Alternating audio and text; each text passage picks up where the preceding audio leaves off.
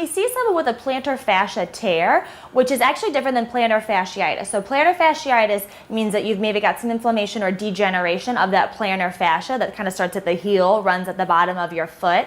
Plantar fascia tears are just that you actually have torn that tissue. It's a little bit more severe of an injury.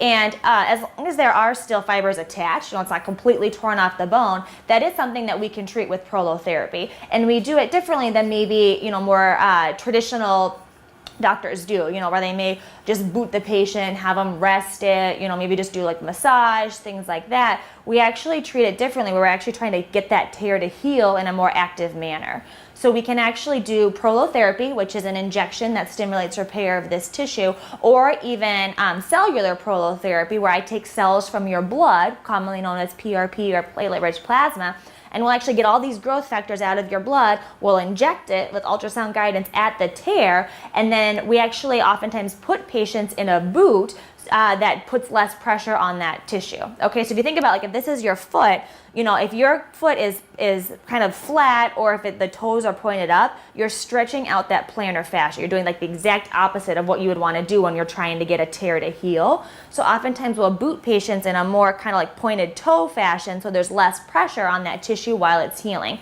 This is different than if you just boot it on your own. If you've got plantar fasciitis or plantar fascia tear and you just go in the boot, it's likely not going to heal to where you want it to. You need to actually have a regenerative therapy going on for that booting to be optimal to get the tissue to repair. A case recently is a patient, she had a plantar fascia, just actually plantar fasciitis, got a cortisone shot, which we know stops like kind of that pain signal in your body, so you do things that you shouldn't, right? Because you're not getting the signal that it hurts. It also weakens the tissue. That's kind of a big important thing, especially like in tendons or plantar fascia or ligaments. And so what happened was she had cortisone, she was walking, she kind of tripped and fell, heard a pop, and actually then tore her plantar fascia. And so that's a case where, okay, now it's not just plantar fasciitis, it's a tear. We want to make sure we're getting regenerative things in there immediately, kind of boot the patient for optimal healing.